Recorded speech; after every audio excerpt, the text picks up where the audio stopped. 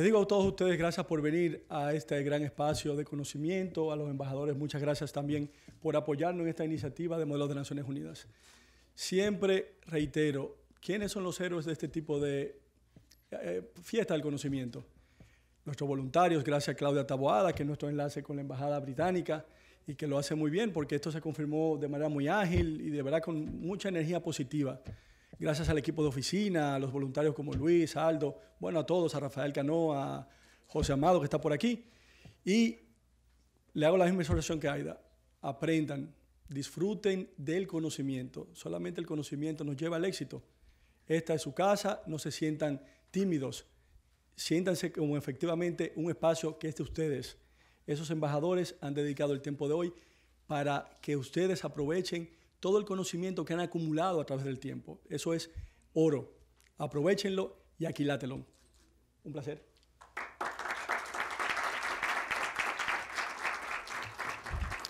Bien, de inmediato me permito también explicar la temática del panel.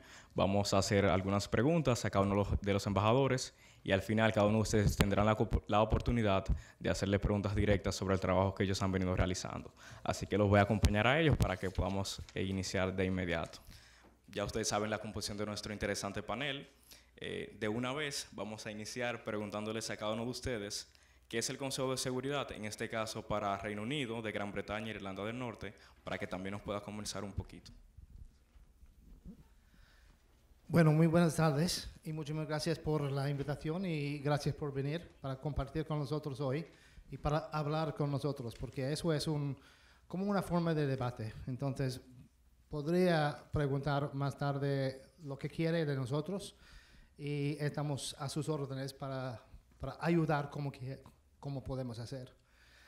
Para nosotros el Consejo de Seguridad es una responsabilidad porque somos un miembro fundador de las Naciones Unidas y desde 1945 somos miembro permanente del Consejo de Seguridad de las Naciones Unidas.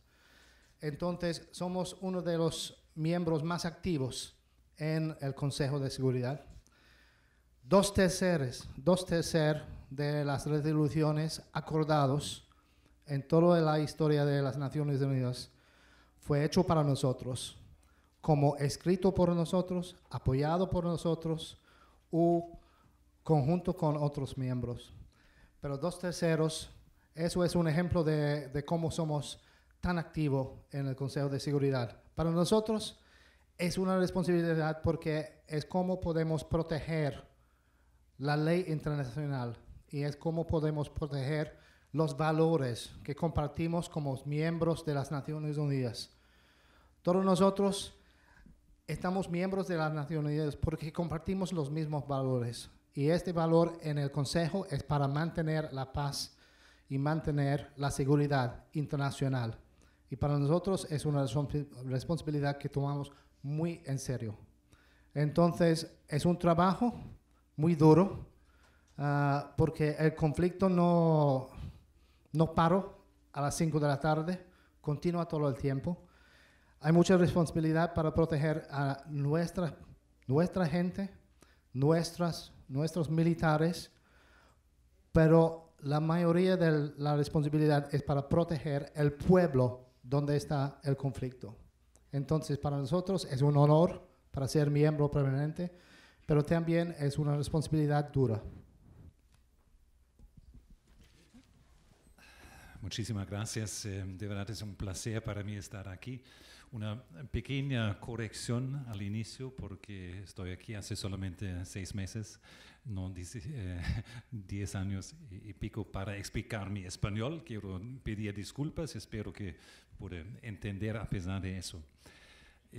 Alemania es un miembro no permanente del Consejo de Seguridad, entonces un turista del Consejo de Seguridad, como dicen algunos, pero con frecuencia Alemania está elegido. Me parece ahora es el 7ª o 80ª vez que Alemania forma parte del Consejo de Seguridad y todo lo que decía mi amigo y colega Chris está correcto. Se trata de intentar de mantener el paz, la seguridad en el mundo. Es una tarea complicadísima, es casi imposible, como vimos en muchos casos. Hablamos de Siria, hablamos de ahora Venezuela, seguramente vamos a hablar un poco más adelante sobre la situación allá.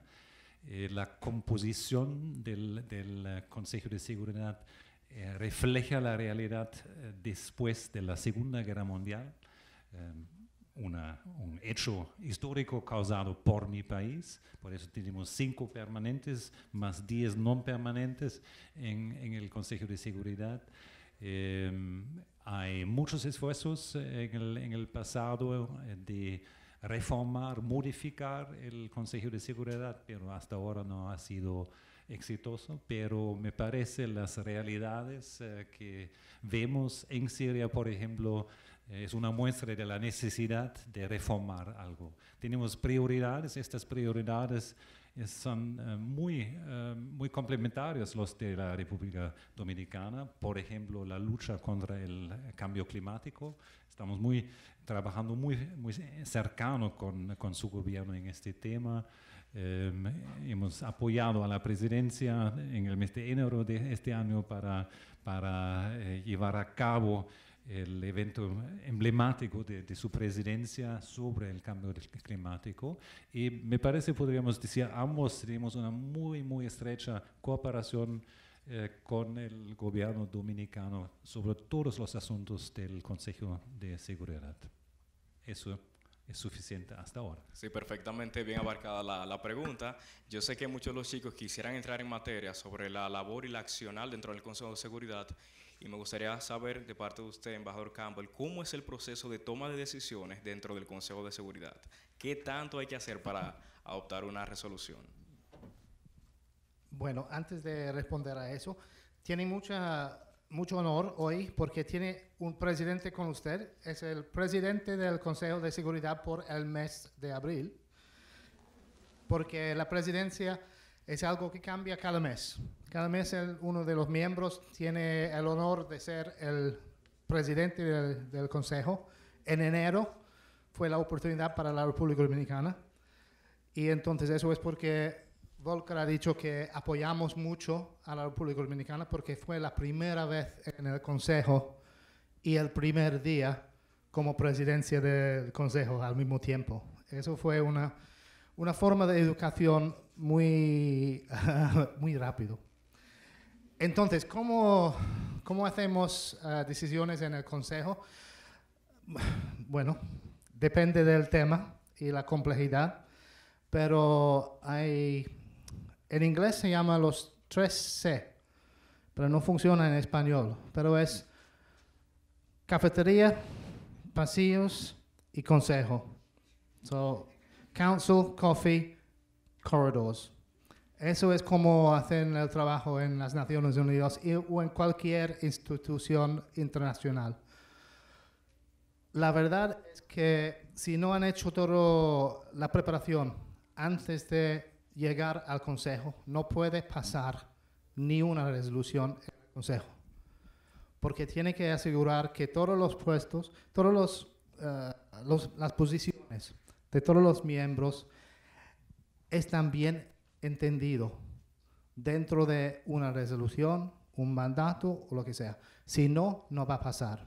Entonces, hay consultaciones que son abiertas o cerradas, depende del tema.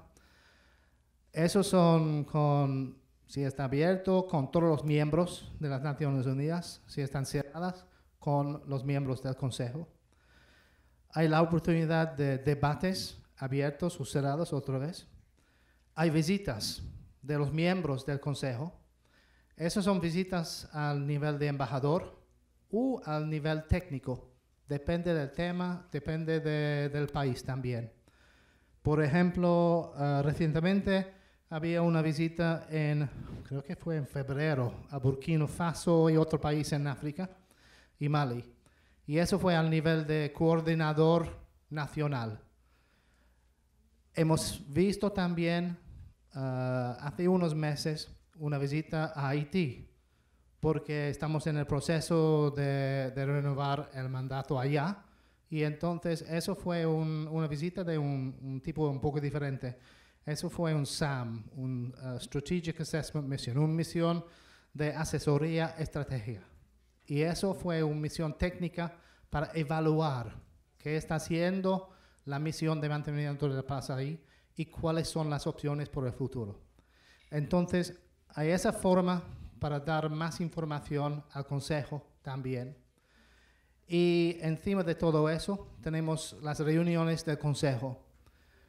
Eso forma, normalmente, si por ejemplo tiene un mandato que necesita renovar, entonces habría un briefing, una reunión con los expertos de las Naciones Unidas para darle la situación más recién en el país sobre no solamente la misión, pero el tema política dentro del país.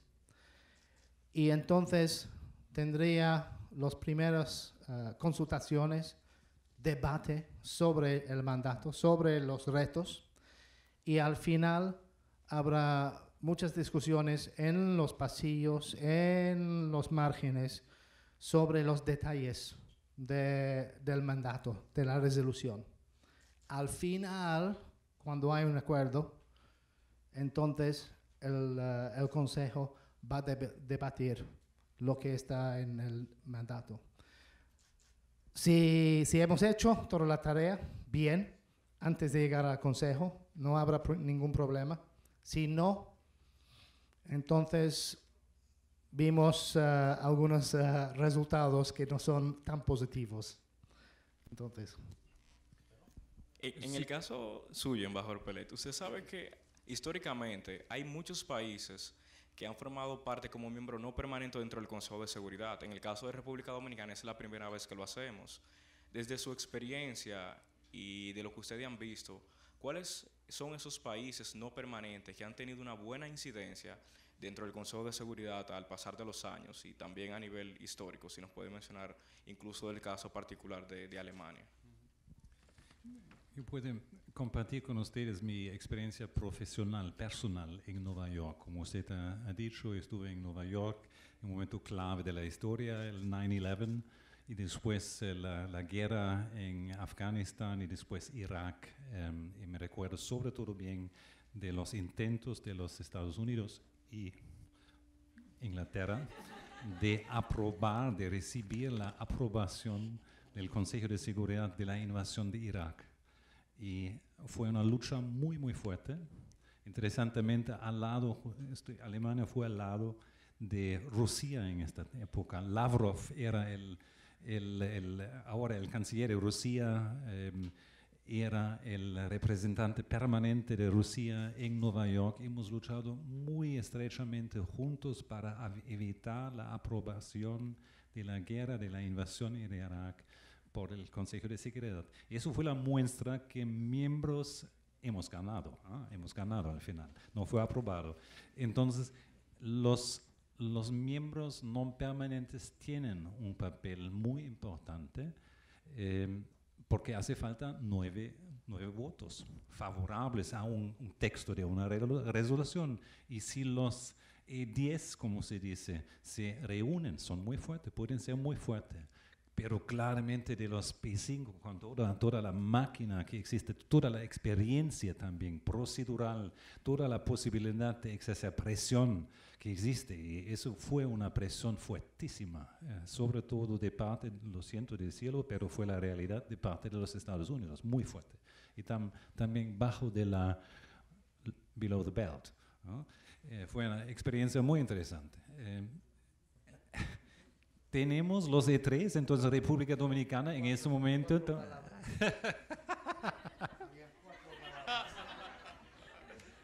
Es importante, son 9 votos que son necesarios. Eso es un ejemplo excelente del sexto veto, porque los 5 miembros permanentes tienen el veto sobre cualquier tema, cualquier resolución. Nosotros hemos usado el veto solamente 5 veces contra resoluciones y no hemos usado el veto desde hace 1989. Pero en este ejemplo, eso es un ejemplo de de la importancia del lenguaje dentro de una resolución y un ejemplo de la pasión dentro de los miembros sobre algunas palabras. Y eso fue un desacuerdo por 4 palabras.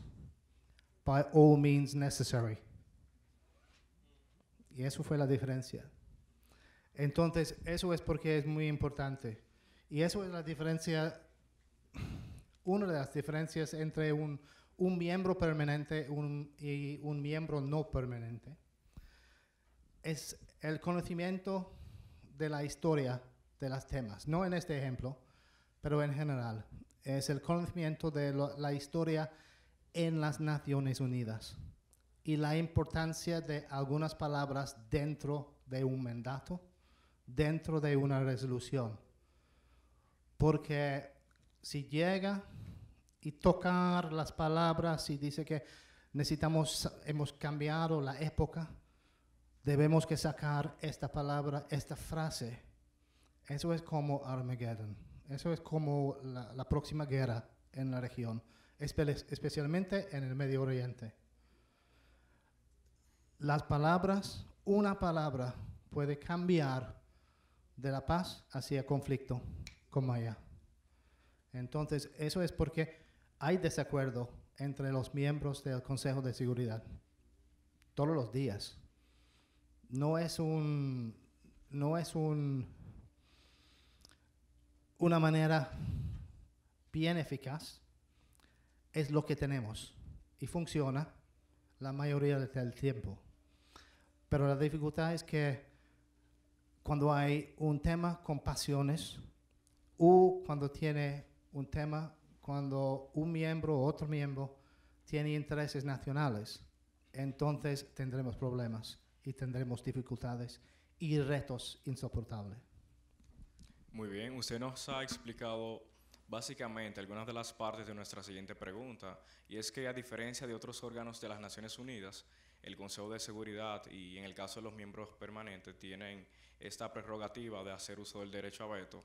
Aparte de esa diferencia, en el caso suyo, embajador Pellet, ¿cuáles usted entiende son otras de las diferencias que existen entre los miembros permanentes y no permanentes dentro del Consejo de Seguridad? Los miembros permanentes son más guapos. ¿Decía non permanentes?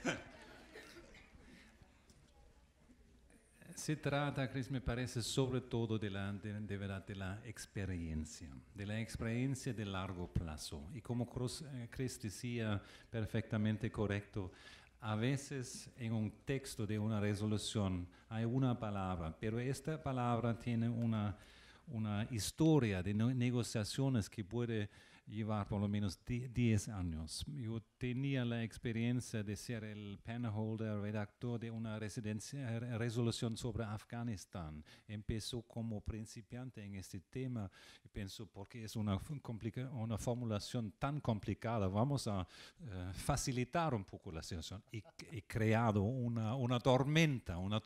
Entonces, aprendí steep learning curve en Nueva York, que significa tradición. Pero si me permite añadir eso, a veces el trabajo es un poco académico, porque las palabras ahí, aunque tienen un sentido, tienen 0 impacto en la región. Eso es la contraparte. Pueden ser decisivos si hay paz o no, pero en muchos casos es una lucha entre expertos que tienen nada que ver con la realidad. Pero si un presidente dice que una región en el Middle East, Golán, por ejemplo, ahora tiene un estatus internacional diferente, eso sí tiene un impacto. No enteramos en eso. Su pregunta, disculpe, fue un poco difícil. Sí, a pesar de la diferencia. La diferencia es sobre todo la experiencia, el conocimiento, el entrenamiento. Nosotros cada 6, 7 años tenemos que empezar otra vez para no olvidar todo el conocimiento. Y está ahí en la máquina, el Foreign Office de Inglaterra, también en Francia. Es igual, eso es una diferencia. En 12 años otra vez estamos solamente observadores en Nueva York. Es muy triste, frustrante y significa también perder conocimiento. Esta es la diferencia más grande. La otra es existe una cooperación muy estrecha, según mi propia observación en Nueva York, muy estrecha, con vista a los derechos de los P5. Entonces, a pesar de todas las diferencias en la política, hay una cooperación, hasta colusión entre los P5 para mantener este estatus especial. Eso no te afecta si yo te lo digo así, pero eso fue mi sensación en Nueva York. Y además los P5 deciden la presidencia de varios comités, subcomités, etcétera. Sobre todo la decisión de los P5 y la repartición es parte de la responsabilidad de los P5. Por lo menos tiene un voz muy importante. Por ejemplo, quién será el presidente del Comité de Sanciones sobre Irak o Venezuela, no sé qué. Entonces, una posición bastante importante también. Eso es el papel de los P5. Y por supuesto la otra, bueno, me parece que llegaremos a la reforma en unos minutos, me parece, pero una cosa muy importante de los miembros no permanentes es que ellos son los innovadores que llegan al Consejo para dar una percepción diferente y para dar al Consejo su experiencia regional. Por ejemplo, la República Dominicana, en América Latina, en el Caribe, con Haití, Alemania, con su experiencia, bueno, no es tan regional, pero con nosotros en Afganistán, por ejemplo, tiene conocimiento de una región muy importante u de uno de los temas temáticos, como la protección de las mujeres en el conflicto, donde Alemania es muy fuerte. Entonces, es una percepción diferente de lo que tenemos entre los miembros permanentes. Y entonces, para nosotros siempre es fantástico cuando tenemos nuevos miembros. Por supuesto, cuando cambiamos cada año el Consejo de Seguridad, porque es en rotación cada año, cuando cambiamos algunos miembros, sí, algunos que son buenos socios, cuando salgan, los otros llegan que no son tan fácil con que podemos trabajar. Pero siempre es una otra opción en pensar de cómo podemos lograr un resultado en este tema, esta región o lo que sea. Son los innovadores también y llegan con ideas nuevas. Y eso es muy importante por el Consejo. Aprovechando su participación, y muy interesante y positiva también la intervención de los miembros no permanentes en el Consejo de Seguridad, también, embajador Campbell, nos gustaría saber, ¿usted nos podría explicar así de una manera bien explícita si es realmente importante la permanencia siempre de los P5 o los miembros permanentes? ¿Por qué es tan importante que siempre estén ahí? Sí. Aparte de ser guapos, ¿no? Bueno, dice muy explícito, pero sí, es importante para mantener algunos países aquí en el Consejo de Seguridad Permanente, como miembros permanentes. Pero eso no es para decir que estamos contra la reforma del Consejo de Seguridad con más miembros permanentes y no permanentes. Porque apoyamos la idea de una reforma para incluir nuevos miembros como Brasil, como Alemania, como Japón, como otros países, una representación africana también. Estamos de acuerdo con esta reforma, pero también hay otros que quisieran mantener el club bien cerrado. Y eso no es bueno para el futuro del Consejo, por las razones que expliqué hace unos minutos. Necesitamos innovación. Necesitamos nuevas ideas, necesitamos nuevos miembros que pueden ayudarnos, porque no podemos hacer todo por nosotros. tenemos una responsabilidad. Con esta responsabilidad viene también la necesidad de pagar más que los otros. Y en un mundo cuando la economía es muy estrecha, entonces queremos compartir también. Eso es la verdad.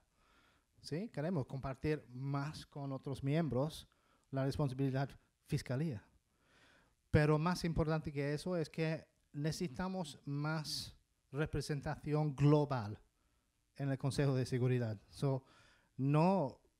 Nosotros no estamos contra una reforma de las Naciones Unidas. Al contrario, quisiéramos ver más miembros permanentes y no permanentes acá en el Consejo de Seguridad.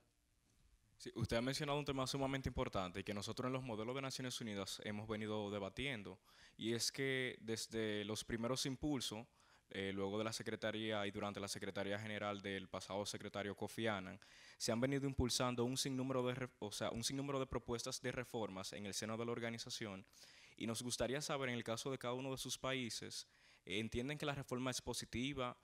¿Cómo ustedes vislumbran los próximos cambios de Naciones Unidas? Usted mencionaba la parte de la expansión de los miembros permanentes y también de los no permanentes. Díganos sobre esa perspectiva en relación a las reformas que necesita Naciones Unidas, y lo pueden enfocar entonces en la experiencia de sus países. Como acabo de decir en mis comentarios iniciales, la composición actual del Consejo de Seguridad refleja la realidad después de la Segunda Guerra Mundial, y fue casi congelado desde ahí. Hay una working group que se llama Open-Ended Working Group, pero en los corredores se llama Never-Ending Working Group, on Security Council Reform en Nueva York. Y me recuerdo bien de mi propia experiencia allá. Hay muchas ideas, y apoyamos totalmente a la idea de Inglaterra de modernizar, de hacer más representativo el Consejo de Seguridad. Nosotros, por ejemplo, estamos abiertos a limitarlos a un asiento europeo en el Consejo de Seguridad. Estamos muy fuertes. Ahora tenemos Francia, Inglaterra y Alemania en esta temporada. Entonces, 3 naciones de Europa. ¿Por qué la representación de 3 naciones de Europa? Una zona sedes podría ser suficiente desde nuestro punto de vista. Intentamos coordinar nuestra política exterior. Por ejemplo, en estos días la presidencia en Nueva York era de Francia en marzo, ahora Alemania, y tenemos por primera vez en la historia una presidencia gemela. Hemos coordinado y aprobado el programa, que al inicio de cada mes el programa tiene que ser aprobado. Hemos aprobado por primera vez un programa para 2 meses en secuencia para tener un poco más de sinergia, de coordinación en el trabajo. Y me parece eso es el rumbo del futuro. El otro es el asunto del veto. Por el veto tenemos el stalemate, la situación totalmente pegado en Siria, por ejemplo, un desastre humanitario desde ahora 6-7 años, porque siempre hay un veto de un miembro u otro. Eso tiene que ser reformado para de verdad resolver, para tener de verdad un gobierno mundial. Siempre se dice las Naciones Unidas no están capaces de resolver un conflicto. Quizás en Venezuela vamos en el mismo rumbo, no lo sé por el momento, pero no es por falta de la voluntad de las naciones, y no es la culpa de las Naciones Unidas, no es la culpa de la constitución actual de las Naciones Unidas. Esa es la muestra que hay que reformar. Y espero que esta Never Ending Working Group un día va a tener un éxito, y vamos a ver una composición mucho más representativa que ahora en este sistema tan histórico. Y el problema de un sistema de veto es que no puede sacar el veto, porque alguien vetoa. Entonces, pero no es solamente el Consejo de Seguridad que necesitamos reformar, es cómo funciona las Naciones Unidas. Y en términos del trabajo del Consejo de Seguridad, es cómo podemos hacer las misiones más eficaces. Porque necesitamos asegurar que el mandato está bien vinculado a los recursos. Porque tiempo después de tiempo, tenemos un mandato que tiene los intereses de cada país. Cada miembro del Consejo tiene su párrafo, tiene su frase, y estas frases cuesta mucho. Y entonces, lo que necesitamos hacer es para asegurar que la misión en el país, de cualquier forma, tiene los recursos que necesitan, pero no están haciendo trabajo que no está vinculado a su misión. Y eso es porque yo dije que necesitamos más trabajo sobre la eficacia de las misiones y la eficacia de los mandatos. Eso es lo más importante. Y por esta razón, como Volker ha dicho, hay palabras que ya se quedan en los mandatos, en las resoluciones. No podemos sacarlos por razones históricas, porque dice que si saca esta palabra, esta frase, va a abrir la caja de Pandora otra vez en el Medio Oriente, habrá más conflicto, más guerra, más... No sabemos, pero nadie quisiera tratar de sacarlo por miedo. Entonces necesitamos más eficaz en cómo funcionan las misiones, cómo escribimos los mandatos y, por supuesto, los recursos que necesitamos dar a las misiones, las Fuerzas Armadas en el país. Para no perder la idea acerca de la administración eficaz de los recursos, nos gustaría también saber, en los últimos años, cómo ha Naciones Unidas administrado y gestionado los recursos para temas como el mantenimiento de la paz y la seguridad internacional. ¿Entienden ustedes que ha funcionado, que también eso debe ser integrado dentro de las mismas reformas que debe de hacer la organización, de ser más eficaces, de tener mejor capacidad de gestión? ¿Cómo valoran ustedes esa gestión de los recursos para temas principalmente de paz y seguridad internacional? Es una muy buena pregunta. Alemania contribuye alrededor de 10%, si conozco bien las cifras, 10% del presupuesto de las Naciones Unidas, más o menos. Por eso tenemos un interés muy grande que todo el dinero, porque viene de los taxpayers, está utilizado en una manera muy eficaz. Y intentamos también a través de nuestro Cour des Comptes, de nuestra, ¿cómo se dice esta institución? Cour des Comptes es la autoridad federal de control de puestos internos, pero en nivel federal de Alemania. Ayudamos en Nueva York a las autoridades, al Departamento de las Naciones Unidas. Pero seguramente es un caso complicado, es una organización muy grande, tiene todas las culturas del mundo, eso es la idea. Por eso es complicado trabajando con la misma eficiencia que conocemos quizás de nuestro propio país, pero no hay ninguna otra opción, es la única organización mundial que nosotros tenemos y tenemos que intentar y hacerla lo más eficiente posible, pero claro, siempre hay un poco de espacio para superar. ¿Qué te parece? Recursos. El financiamiento de las misiones del mantenimiento de la paz, en vez de las Naciones Unidas, que es otra pregunta completamente, pero de las misiones de mantenimiento de la paz, es un sujeto muy difícil. Yo estuve el jefe de nuestra política sobre el mantenimiento de la paz hace 10 años.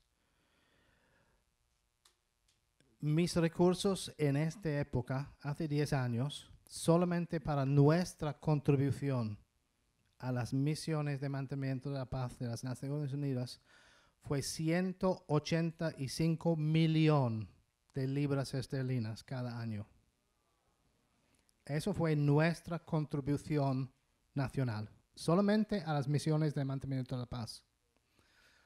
Por esta razón, como puede ver, tenemos mucho interés en el financiamiento de las misiones. Y eso es porque necesitamos trabajar muy fuerte con nuestros socios para asegurar que las misiones son lo más eficaz que posible. Porque no queremos que el dinero esté usado cuando no es necesario. Por ejemplo, hemos descubierto en esta época que había 100 vehículos nuevos en país X, aquí, en una misión, pero completamente nuevo, no usado. Nada. Y en la misión, en el país vecino, no había suficientes vehículos para mover los militares para proteger el pueblo. Y no podemos trasladar los vehículos de ahí hasta allá por la política en Nueva York. Eso no es un uso eficaz de los recursos. Como miembro permanente de los P5, así es, los Estados Unidos, China, Rusia, nosotros y Francia, nosotros pagamos más que los otros miembros, más que los miembros no permanentes, más que los otros miembros. Eso es una parte de la responsabilidad de ser miembro permanente. Nosotros solamente para el mantenimiento de la paz de las misiones pagamos casi 6% del presupuesto de total. En vez de eso, pagamos mucho más por todas las otras partes del trabajo de las Naciones Unidas. Entonces, es muy importante que los recursos son bien usados, porque nadie quisiera pagar más. Eso es la dificultad. Cada año, en el, ¿cómo se llama? C-34, es la comité, ¿no? Que es un duelo de cabeza. Pero cada año nosotros estamos tratando de cortar el presupuesto. No es cortar solamente para cortarlo, es porque hay demasiado que no está usado correctamente. Y necesitamos el dinero para usarlo en otras partes de las Naciones Unidas o en otras partes del mantenimiento de la paz. Necesitamos dinero para la comisión del peace building, por ejemplo. Entonces, ellos necesitan más dinero, pero los países no tienen más dinero para dar. Es un fondo único. Nosotros tenemos un fondo. No tenemos un departamento que dice que, yo tengo 100 pesos aquí, él tiene 100 pesos allá. Es la misma persona y el mismo dinero. Entonces, necesitamos estar más eficaz todo el tiempo con las misiones de mantenimiento de la paz, pero también con todo el trabajo de las Naciones Unidas. Y es una lucha continua. Bien, les comparto que usted acaba de mencionar el Peace Building Commission. Nosotros dentro de este modelo de NIMULAC tenemos la simulación de esa comisión para nosotros conocer más en detalle sobre lo que ellos hacen y el aporte ante el Consejo de Seguridad. Cambiando un poquito el tema, quizás que un poco difícil. Ustedes saben que también en las Naciones Unidas el tema de la igualdad de género es un tema sumamente importante, un tema transversal que se ve en todas las agendas de trabajo, los objetivos de desarrollo sostenible, y siempre se aboga porque haya una participación de la mujer de igual manera que los hombres.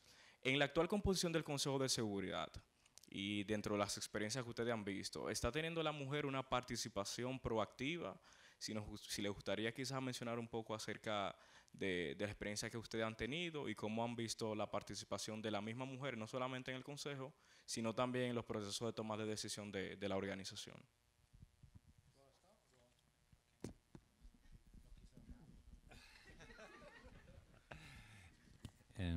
El asunto de género, presencia de mujeres, es un tema muy importante para Alemania y para Inglaterra, puede decir. Tenemos planificado este mes mismo, el 23 de abril, una sesión del Consejo de Seguridad sobre la violencia contra mujeres en conflictos. Y hay una resolución que tiene su 20 aniversario el año que viene. Tenemos un evento en el marco de esta sesión del Consejo de Seguridad para proteger mujeres en conflicto. Y un otro evento que vamos a tener en 2 días es la participación de mujeres en misiones de peacekeeping missions. La meta de las Naciones Unidas de nosotros es de llevar la participación de mujeres. Entonces yo veo muchos informes allá, la participación de militares muy femeninos hasta 16%. Entonces hay un enfoque fuerte de subir la presencia de mujeres en todo que tiene que ver con la resolución de conflictos, en negociaciones, pero también en la parte de robusta de las armas. Entonces, es perfectamente nuestra política común, se puede decir. Ahí todavía hay mucho espacio para mejorar las cosas, pero la dirección, el rumbo está claro. Bueno, estoy completamente de acuerdo con Volker. Es una prioridad para nosotros en general. Dentro del Consejo de Seguridad, es una pregunta fantástica para nosotros porque ahora tenemos una mujer muy fuerte que es nuestro representante permanente, quien es Dame Karen Pierce.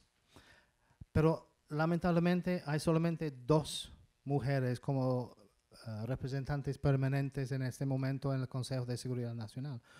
Nosotros y un miembro no permanente, Polonia. Entonces es un porcentaje muy bajo. Lamentablemente, tradicionalmente, los representantes permanentes estaban hombres. No hay ninguna razón por esta razón. Tuvimos Nikki Haley de los Estados Unidos hasta el diciembre pasado. Entonces, eso fue 3 de 15. Eso no es suficiente, ¿no?